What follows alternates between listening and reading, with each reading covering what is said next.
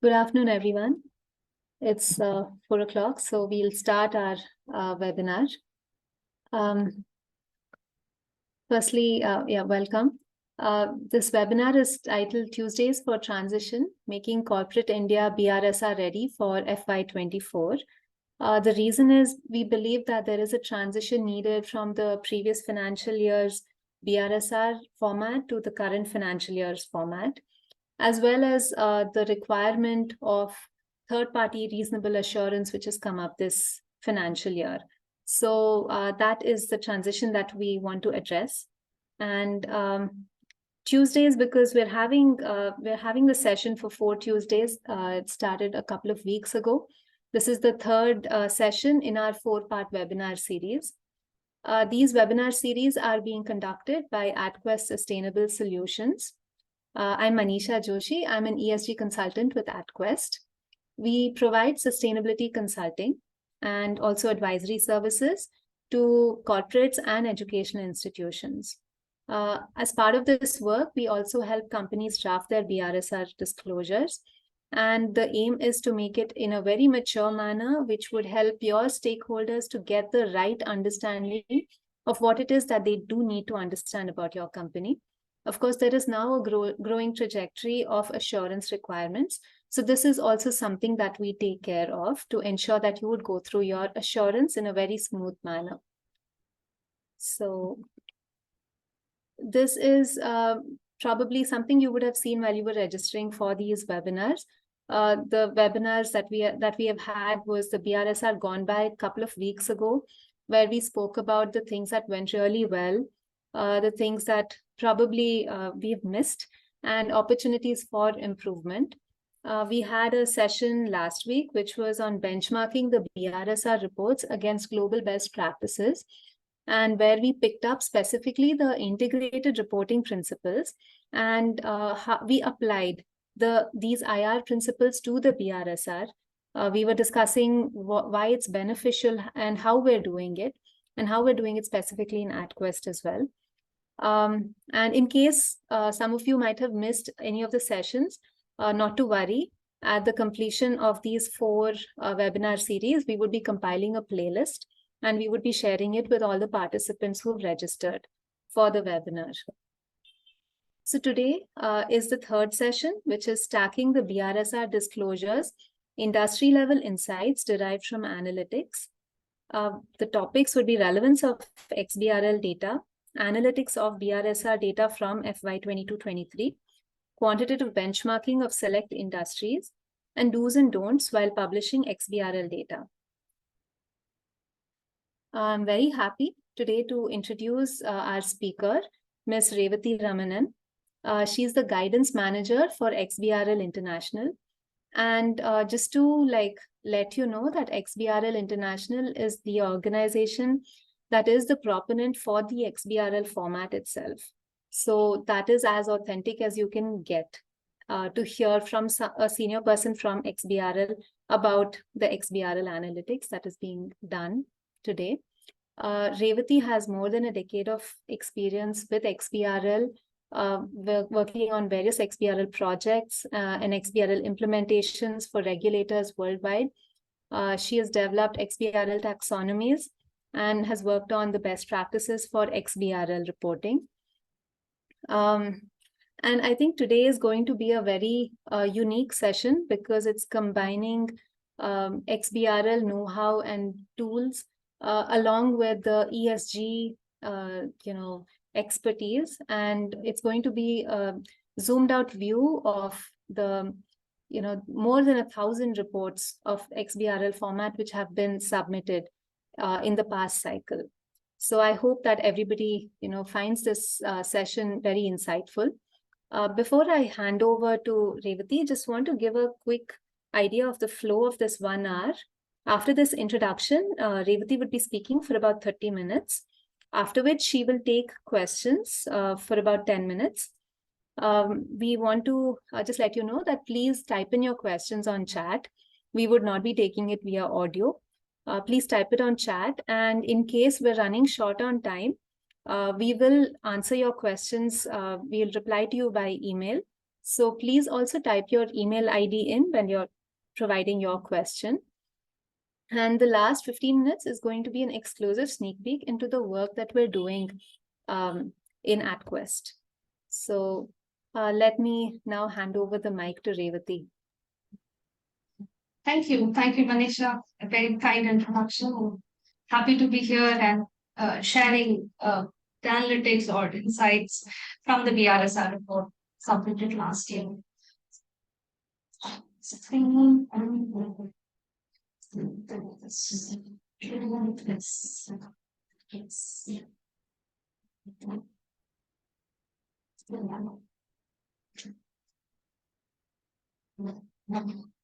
Okay, so yeah, I think this is the third session, like Vanessa said, and we all been hearing about terms like sustainability investing, green bonds, ESG ratings, what was circular economy, zero waste. So all of these are what? These are organized efforts trying to save our habitat and ensure that we continue to thrive in a fair and reasonable manner. So corporate disclosures is a part of this effort. Like the famous saying goes, if you cannot measure it, you cannot improve it, or you cannot manage it. So corporate disclosures in this ESG space has that function of measuring what you've been doing in your sustainable strategies and how that would be improved, how stakeholders can use that information, for say policy matters or for research or for other purposes. So yes, so we'll continue that dialogue around ESG reporting, BRSR in this case. So a slightly different perspective about how is the data that you've been preparing, the industry has been preparing, is useful. Is it really useful? How does it look at a overview level? Okay. So first, we'll start with key messages. The first one is, we in India, we should be proud that to know that we are among the first countries to collect mandatory ESG data, that too in digital format. So when I look at say other developed countries, say the Europe, they'll be starting to collect ESG data in 2025. The digital, whether they'll be collecting it digitally as well is under discussion. In the US, they are still in the rule making stage, what they call. Japan is again discussing. So we in India, we are already in year 2 or year 1, year 1 of mandatory ESG data collection, which is a big thing, when you compare at a global stage. So that's first thing, kudos to all of us, I would say. Second is the BRSR data that has been submitted to the exchanges is extremely useful. You'll see that, why I say it is extremely useful to a range of users, be it investors, rating agency, or even academics and researchers. How it is useful. I'll demonstrate that. Then we, all of that, the data being useful, one of the key reasons is the data was digital. You would know that you've also submitted BRSR in the XBRL format, which allowed easy analysis. Talk about that. And yes, like I said, the standards behind the digital data reporting is XBRL, the organization where I am from. So, how did it all start? It started with the BRSR mandate by the SEBI, then implemented by the exchanges. So the exchanges required you to submit BRSR in PDF format as well as XBRL mode. So why did they say XBRL? Because the data that is submitted it has a rich content, is valuable, and you do not want someone to go through the 1,000 PDF reports to extract any insight. Once you have the data in digital format, it becomes much easier to have insights like this that you see in the dashboard. So not only BRSR, there are other corporate reporting and announcements submitted to the exchanges, which are in XBRL format. So clearly it is useful, and SEBI sees this as an helpful format to facilitate use of data. So a little bit introduction about XBRL International. So we are a not-for-profit organization responsible for developing XBRL standard. The standard itself is freely licensed. So we are about 20 plus year old organization, and we operate in public interest purpose of improving digital reporting. So that's about the organization. Let me give you a sneak peek about what XBRL is, the fundamentals or the building blocks of XBRL. So at the top, you have specification, technical specification and best practices developed by XBRL International. So which is nothing but the grammar and alphabet of a language. You can say, the language, the digital reporting language, you need grammar, you need alphabets. So that's what is done in the technical specification. Now, in the middle layer, you have the regulators, the standard setters developing their dictionary using the alphabets and grammar of the specification.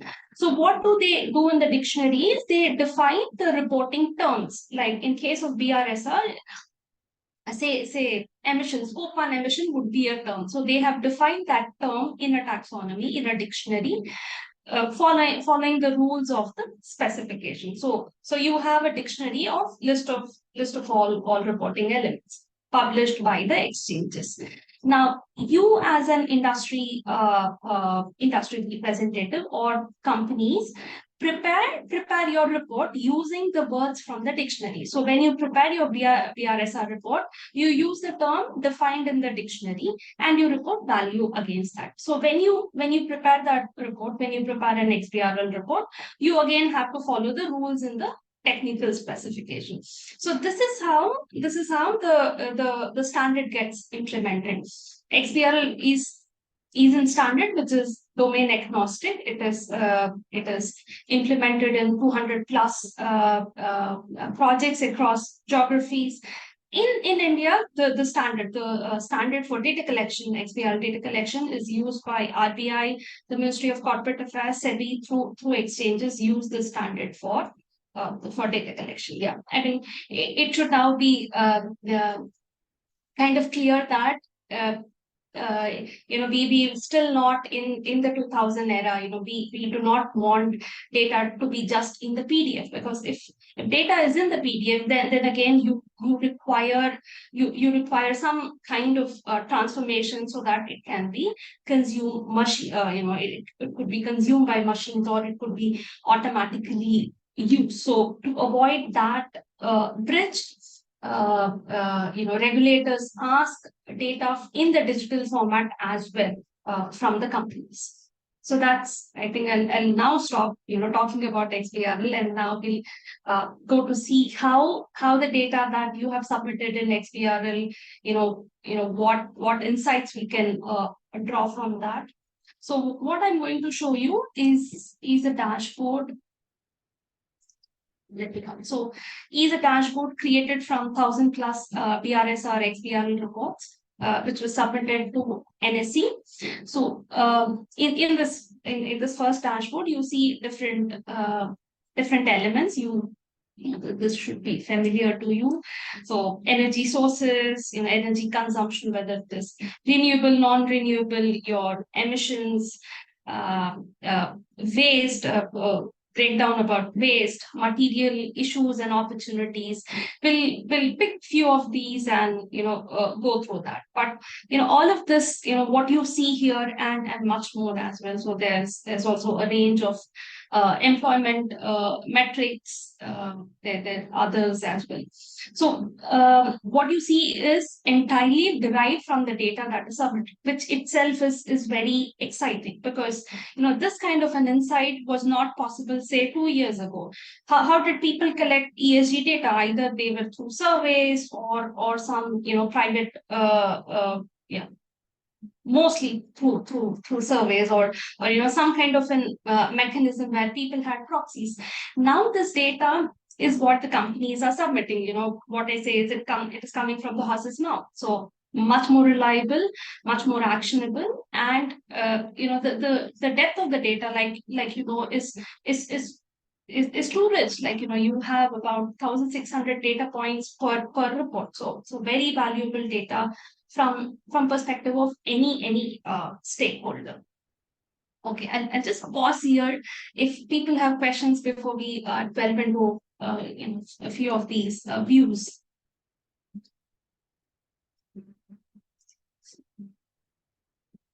Okay, I'll continue. Okay.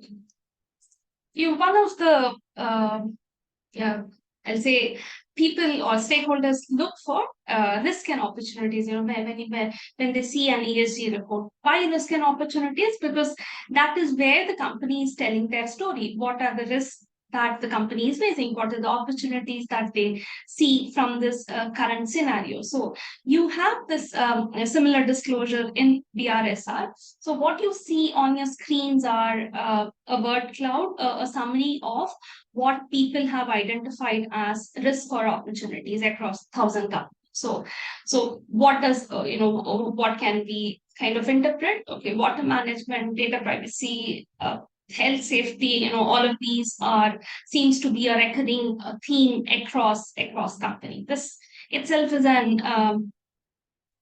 is a rich insight. What you could also do is you could filter for a specific industry and see what are specific risks or opportunities in that industry. So let's see healthcare. Okay. So healthcare, okay, product safety becomes prominent here.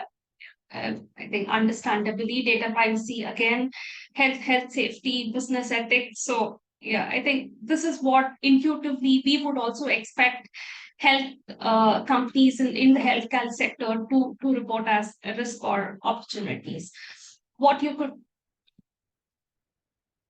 am I still audible? My screen is still visible. I did hear something. Yes. Okay, I'll keep on talking. Yeah. Okay. So okay, we could what we could also do is see for categories of risk or opportunities reported by different sectors. So let me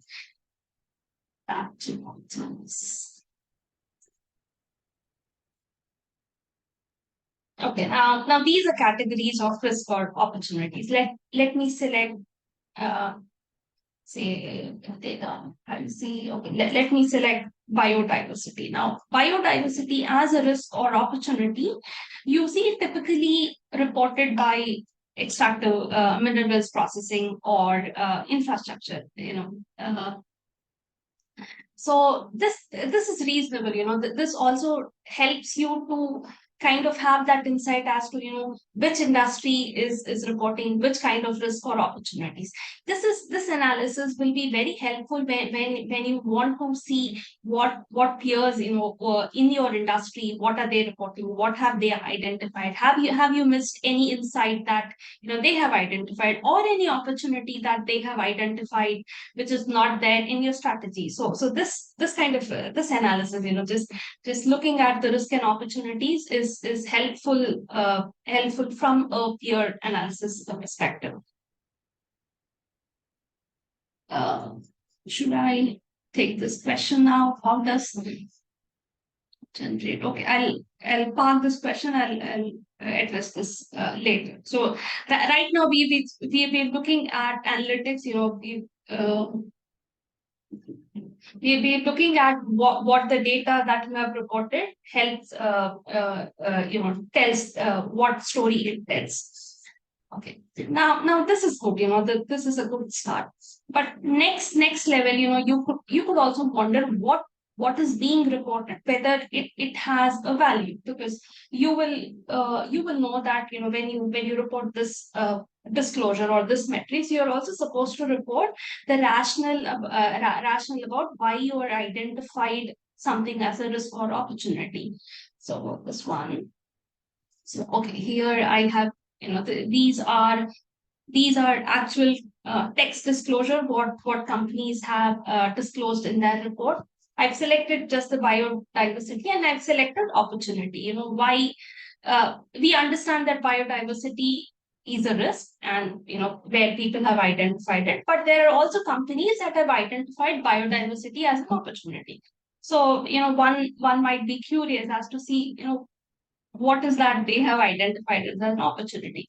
So when you read this text, and if this visible enough, these are plain text, which in my opinion does not convey the rationale as to why they've identified biodiversity as an opportunity. The first one, the first company says preservation of biodiversity and natural habitat.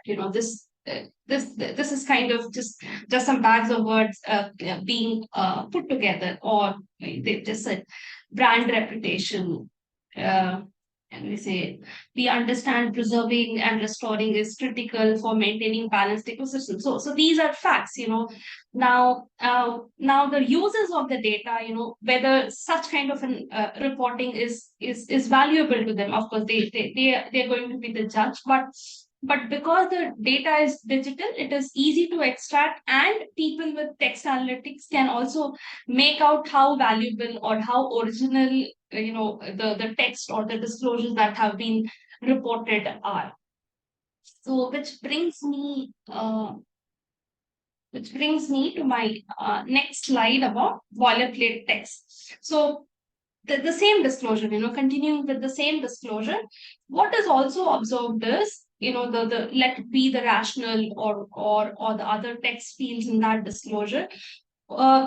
It is seen that in about 10% of the reports, it has a similarity with other reports. Like you see this table, in report one, they say we have committed to uphold human rights of employees community, and the same text is available in a different reports, a different company. Similarly, there are other cases. So now these boilerplate texts are seen as concerns by the regulator. Went off. Okay, these are seen as concern. You then start to wonder. Are these disclosures really useful, or how could you as a company disclose something that uniquely expresses your strategies, your risk or opportunity. So beware of these boilerplate text when it comes to this disclosures. Regulators are looking for things like this, and with text analytics, machine learning, it is very easy to flag text that are that does not have a value, or that does not have a unique value. So that's about the risk and opportunities tab or table. Next. Okay, next, next thing that is interesting to kind of discuss is gender diversity. We've seen studies that say how gender diversity impacts performance, impacts growth, how the board should be diverse. Now all of these studies, I put some screenshot. They're typically based on some sample surveys that they have done, or based on board data, how diverse the board is, because that was the data that was easily available. But having gender diversity data at company level across employees, this was not available. This was clearly not available. So with BRSR, the company itself disclosing this data, you now have an opportunity to do studies or research on this. So let me.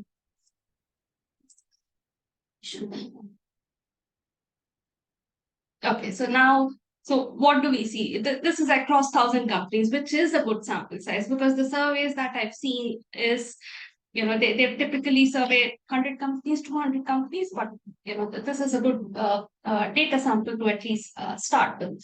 So what you see is you have 82%, 18% female representation, which is kind of what you will intuitively have. But you also get this breakdown across roles. So how is it employees, workers, the board, and the key management personnel.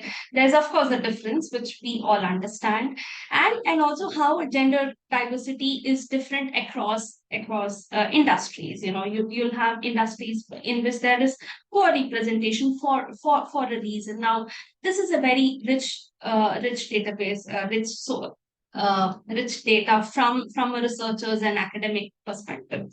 So yeah, I mean, what the things that you're reporting, even though it is just a single data point, when you look at a macro level, it gives a very good insight. The questions, I'll just I've noted that they're questions, but I'll address them at the end. There's when you look at employment metrics, there are also a lot of interesting things that are being collected. What is your retirement benefit coverage, your welfare schemes coverage, or percentage of employee paid more than minimum wages. These are all large listed companies. The top 1,000 listed companies. You will expect that they pay minimum wages to all of their employees, but this is not the case. This is an average. But if we look at industry breakdown, you see that few industries, they are not at par, or they do not even pay their minimum wages. So this is again a very good data point when you look from a policymaker perspective. Okay, then I'll go back to my slides. There are a lot of views to kind of explore, but I'm explaining a few.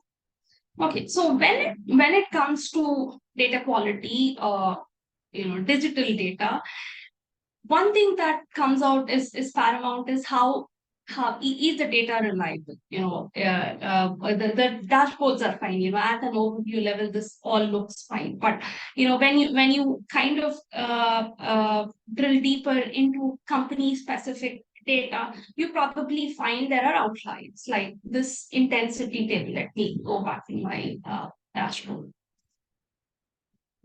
Okay, so what I've plotted here is energy intensity per rupee. So now you'll typically see that this should be in fractions, isn't it? Per rupee of turnover. But there are companies that have energy intensity as high as 100. Now I'm not saying they are inefficient. This is probably they haven't represented it in a correct fashion in XBRL, or there's something, a typo or something that that has happened. Now when you plot data like this, all of these appear as outliers, and these will be immediately highlighted to anyone who is using the data. So one kind of message is be cautious about what you report in XBRL as well, because that is the format that regulators are using, that is the format that users will be using, because no one has time to kind of go through your PDF. Of course they'll fall back to your PDF to understand the context, or to go through what you've given in the footnote, but primarily they will start with something like this. So these are outliers. Sure, this company would not have 68 whatever it is, joule per rupee of turnover. That there's something amiss here. Okay, so data quality is paramount, and it becomes very prominent when you analyze the digital data. There's one more, and I'll skip now. Yeah, there are others for you to look at. Let me go back to my slides. Okay, what I'll do is I'll also quickly show you an sample of inline XBRL report. Now, inline XBRL report is a is a is a different flavor of XBRL report. Let me show you that why I say it is different. Okay. What you have here is Aviva's annual report. They've submitted to a UK regulator. So when I scroll this report, it looks like any other annual report. The PDF looks like any other annual report. But what is different is, this also has tagged numbers. Like let me select emissions. So this every number that you see also has metadata tagged in it. So now this report, the single version of the report is human readable as well as machine readable, because it has, this says it is emissions direct. It says this is for this period, reported by this entity. This is the concept. This is the dictionary term that they have used. So now uh, uh, this enhances user experience, because now you do not have two reports. It is not PDF and XBRL report. It is one version of report, both human readable and machine readable. Why I'm showing you this is, there have been discussions in the past with SEBI, with exchanges, to consider this format, because then it becomes easily more acceptable by all users. You need not go to two versions. You need not see what is reported in the PDF, or you can read the data in the context of how it is represented. This is a sample of inline XBRL report. Okay. Okay, now how XBRL reports are created. I think I should answer some of your queries. Now, typically what has been seen in the season or even in the voluntary reporting is XBRL reporting is left to the fag end. It is mostly an afterthought. You have your PDF prepared, you have your or your report prepared. Then you think about, oh, I need to submit this XBRL version also. What do I do? You open the Excel utility that exchanges have given, you key in the numbers, isn't it? And then you're then able to generate an XML format that you submit to the exchanges, which is fine. But there are also alternatives of how you can generate an XBRL report. There are software that offers you automated tagging, like that could be integrated with your source system, the system in which you capture these metrics from where you prepare those PDF. XBRL software can plug into those systems and offer you a seamless kind of an experience, instead of you inputting data for, say, 60 sheets or more than that. So it could be bolt on, like it could sit on top of your existing applications, or it could be, there are also more integrated solutions where you can customize it with your workflow. And think about involving stakeholders like your management, auditors, IT systems in XBRL report creation as well. Because why I'm stressing this point is because the data that you submit in XBRL report, that is the primary data that is going to be used by the stakeholders. So rethink about your process, or give give more thought to how you create XBRL reports as well. I've given a link of XBRL certified software. These are globally available software, just for your reference. Okay. Few more minutes. Okay. One question, I know this might not be a technical audience, but I thought I should say, how did I go about doing this analytics is, I've taken dump from NSE, the XBRL data dump from NSE, converted it into XBRL JSON format. Now, this is another flavor. And now this flavor is what is helpful when you want to load it in a tool like Tableau that I've used, or any other analytical tool of your choice. So once you have data in XBRL JSON or JSON, then once you load it, it is how you creatively want to analyze. Do you want to create compare Y-o-Y? You want to compare industries? How you want to go about? So this is a quick kind of steps how I did that. Okay, this data could also be directly used in machine learning models, like the boilerplate text that I showed you. I uploaded the text disclosure onto a machine learning model to see how similar the texts are, how, does it have any real value, or how unique the text disclosures are.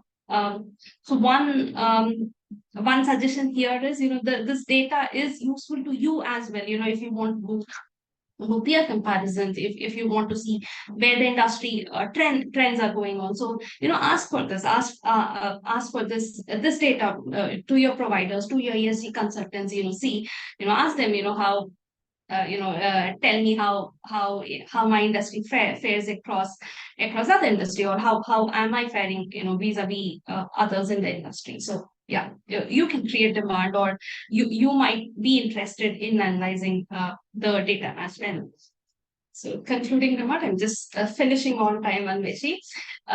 So yes, this BRSR digital data is extremely useful. Pay attention to your digital reporting creation process, rethink your process. The Excel utility is fine. It is there to support the initial years, but you are large companies, you're large listed companies, so you also think about how you could re-engineer this process, because this is not going to be just a 1 year exercise, it is going to be a year-on-year exercise. And explore how you could use the rich data. The data is available. It is a public, the data that is submitted is available in public domain. Has rich insights. So yeah, think about exploring this data. And my one last slide. This is a legal notice to say that all that I've said are my opinion alone. It does not represent represent the views of XBRL International, its board, or any governing body. Okay, questions, comments, and just finished on time. Yeah. Let me Hi, Revati. stop Thank you share. so much for the session. It was very insightful. Yeah, we do have a couple of questions. I hope we can, yeah, I hope you're able to answer all of them, or else, of Yes. course, we'll get in touch with everyone via email. So Okay. I'll just, Yeah, sure. yeah, I'll ask the questions one after the other. The first question is by Praveen. How is the Excel utility tool able to generate XML format of BRSR? How it is able to generate? They Yeah. have codes, or they have script within the Excel, which helps to generate the XML form. So I don't know about this exact utility, but the utilities that I have worked, you either have a VBA script running, or you have some kind of a script running which is embedded in the Excel that helps generate the XML format. Okay, thank you. Ankita has asked, who all are currently using the XBRL data for BRSR analysis? Okay, one, I for sure know the exchanges use the data. SEBI uses this data, because the version of the dashboard that you've seen, we had created a similar version last year with voluntary filing. They want to see how companies are reporting. They want to see trends. So surely the regulators are using it, and my guess is also I think the ESG rating companies will use this data. Yeah. Okay, the next question is by Dimple. Have all the 1,000 companies uploaded the BRSR for financial year 23? Yeah, there are more than 1,000. 1,060 is what we saw. We've taken a cutoff on October 31st. Yes. Yeah. There are 1,000 plus companies available on NSE at least. Okay. Sumit has asked, do we have a way to access these dashboards? Okay, so what we are planning to do is we're planning to share an abridged version of this dashboard. Quest and XBRL International, we are planning to do a joint paper, explaining these insights. So we'll be sharing some version of this dashboard. Yeah, that's the plan. Okay. The next question is by Jason. Are these data of the 1,000 companies available on a public domain, since it will help obtain an understanding of we as an individual company stand in comparison with other companies from the same domain? Yeah, So I are they mean, if yeah.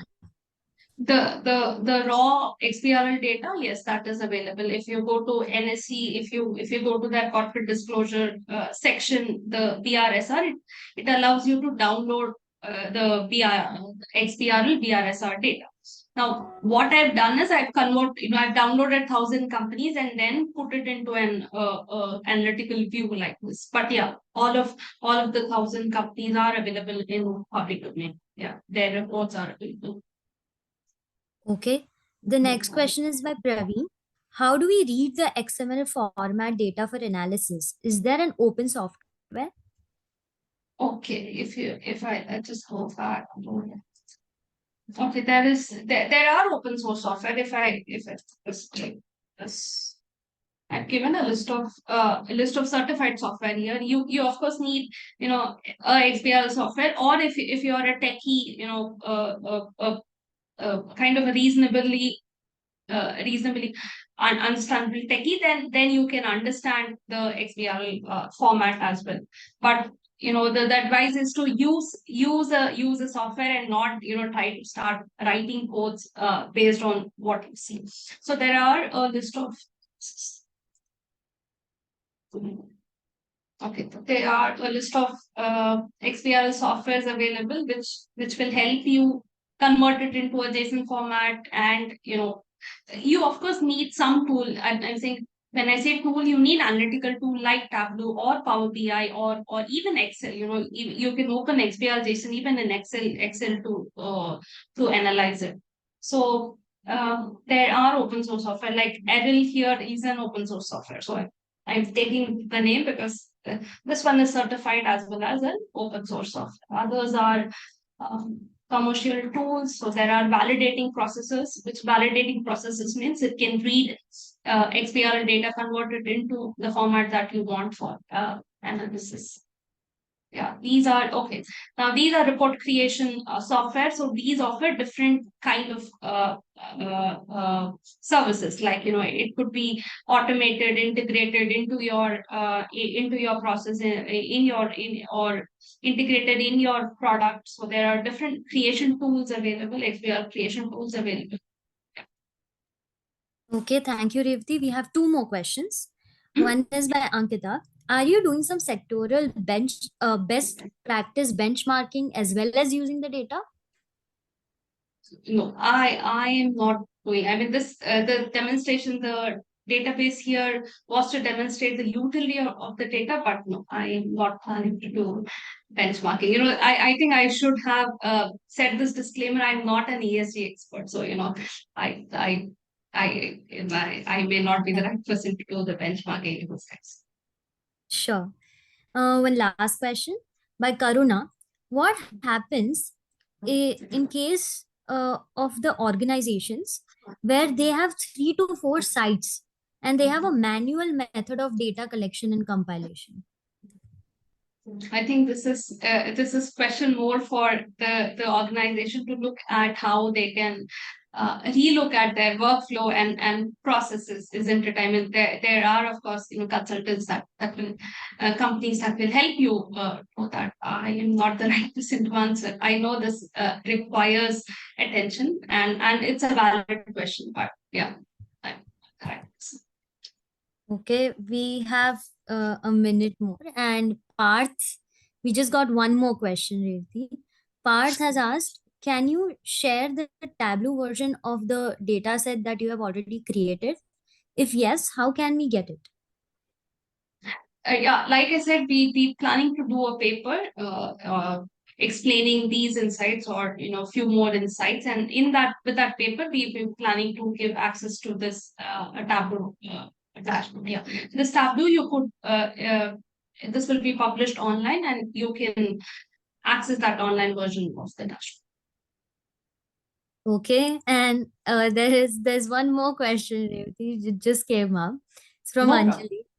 Anjali. What does the NSE does with the data that they get from BRSR summary sheet? I am not aware what the summary sheet is about. I do not know what. So what I know for sure is both at NSE and BSE, they use all the data. I do not specifically know, the summary sheet. If I know what they do. Okay. Anvishi or Manisha, can you help with?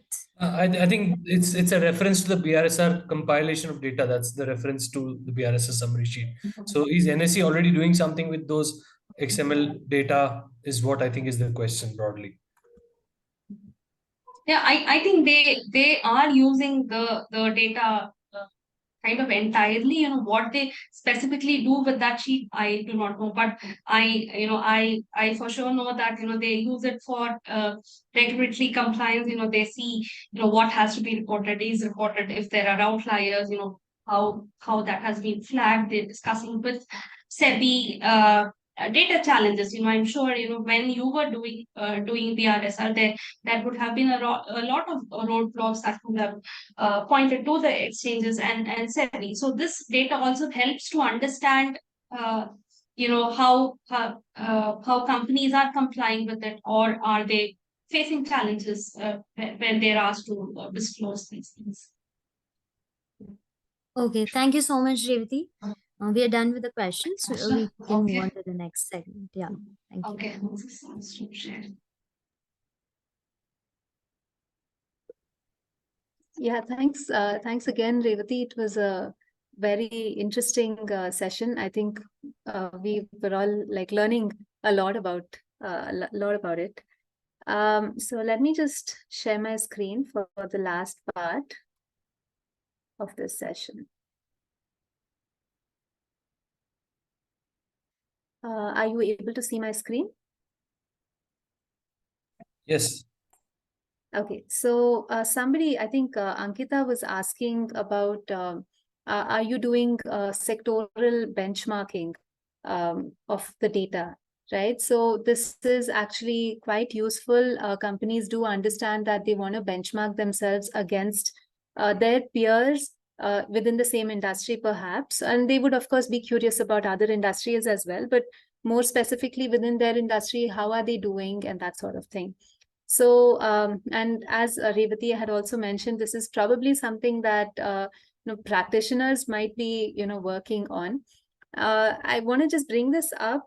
We were talking about the BRSR gap assessment service, which we discussed a couple of weeks ago, which is a service that we provide from AtQuest. This is for the companies that have released their BRSR disclosure for the last financial year, and the gap assessment is it provides a lot of information from a point of view of, where are your gaps and how you can address them. But this specifically also addresses a comparison with your industry peers. I just want to quickly show you how we're doing it. There is a method in which we're doing that. Let me just take you to this chapter 5, where we're talking about overall maturity assessment through the SMAT. This is SMAT refers to Sustainability Maturity Assessment tool that we have developed in-house in AtQuest. This is a tool that assesses the maturity of your BRSR report. It assesses the maturity of the sustainability actions which your company is taking.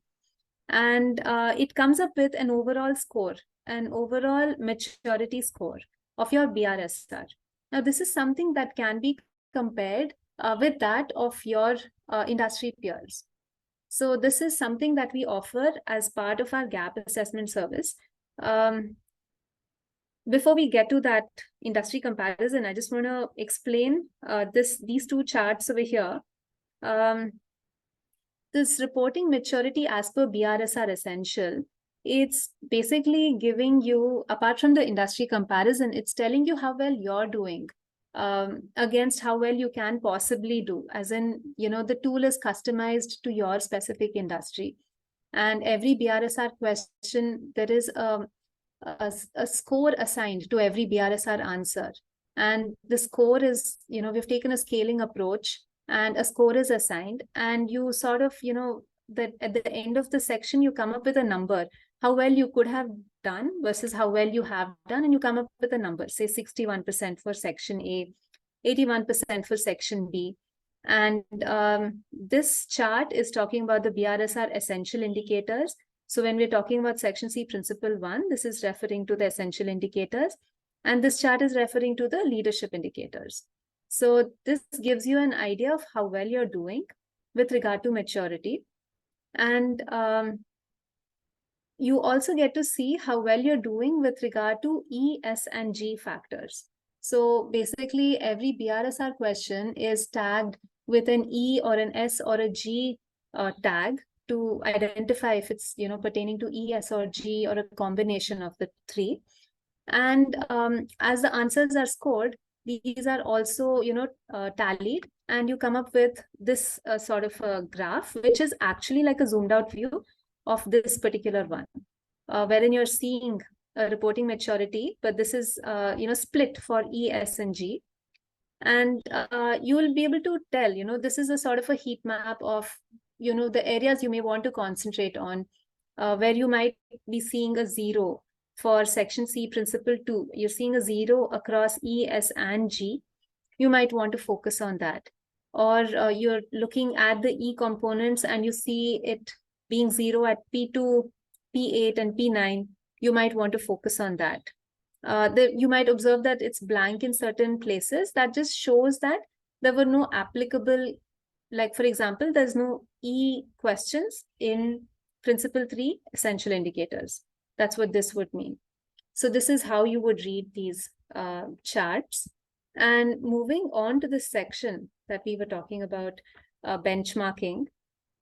So this SMAT assessment is actually performed on your company as well as another few companies within your same industry. Might be large, mid, or small cap, but within the same industry for sure.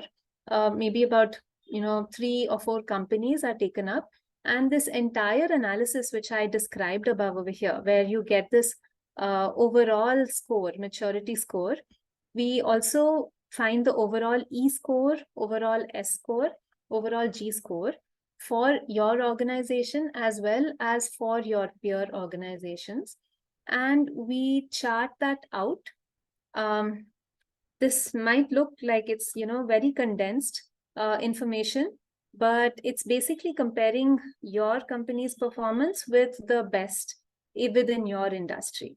So you get to see possibly, like in this company's case, it is at a 50%, whereas the industry best was 52%.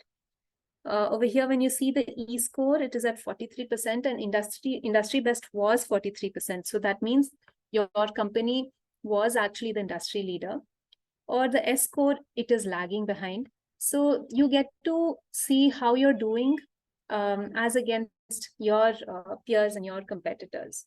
So this is part of this gap assessment exercise that we had spoken about. This is one of the documents that we would deliver. There is another document, which is the plan of action document, which is to be read along with this gap assessment document. The gap assessment document is a very quantitative indicator of how well you're doing. It might be, against your industry peers, or it might be how well you're aligned with the integrated reporting principles, or like we had mentioned previously, how ready are you for your audit. But this document, the plan of action document, is more of a descriptive document. It gives you an idea of what you can do to bridge that gap and how you can make your reporting better. So if we're talking about, BRSR maturity, which is what the SMAT was talking about, this document would, basically, as we go through the entire BRSR, we would have our observations of where it could be bettered. We classify these organizations, we categorize these observations into what we call observation themes. For example, we might say that the company action was not mature enough from a sustainability viewpoint, which is clearly an action item. There might be other observation buckets, which could be something like answer to the question which is applicable is marked NA. So this is more of a reporting observation. So in our SMAT tool, we have both included. And just to let you know, this is just a sample, like a demo document, which we're presenting here. And this would contain the list of all the questions which, fell into this kind of an observation bucket. For example, there was a question, does the entity have procedures in place for sustainable sourcing? The answer was, wherever feasible, the company tries to incorporate sustainable sourcing in its operations. For procurement of equipment, the company ensures that energy efficient standards are considered, and so on and so forth. There is some more information about infrastructure and how procurement is, looked into. So our observation was, it appears that the company is putting in efforts to source sustainable products and services. However, a procedure to do this across the entity is missing, which makes the effort appear ad hoc rather than it being a systematic process, which would have greater and easier to measure impact. So in this way, we provide, specific observations and suggestions for, improving your BRSR reporting for the next cycle. The other observation theme that we had, like I mentioned, was about marking a question NA, like for example, details of air emissions other than GHG. This company had mentioned that we report on GHG emissions, but given our sector, details of air emissions other than GHG was not material. So we had mentioned that, there are sources such as diesel generators, which do have emissions other than GHG. So these are the kind of, sample observations that we have. So I hope that, sort of answers the question that Ankita had put up. And with that, we come to the end of this, and I just want to quickly share my screen. Next Tuesday, we would be having our last and fourth session on decoding the delta, what to do for the coming BRSR. We would be having somebody from the assurance side who would be speaking. And so this session, in contrast to the previous 3 sessions, including today's, is more of a forward-looking session where we'll be talking about what to do next. The previous 3 was more analyzing what has actually happened in the past cycle. So we've tried to give as rounded an approach to the BRSR series as we can. And yeah, so I hope you found it useful, and we look forward to seeing you next week. Thank you.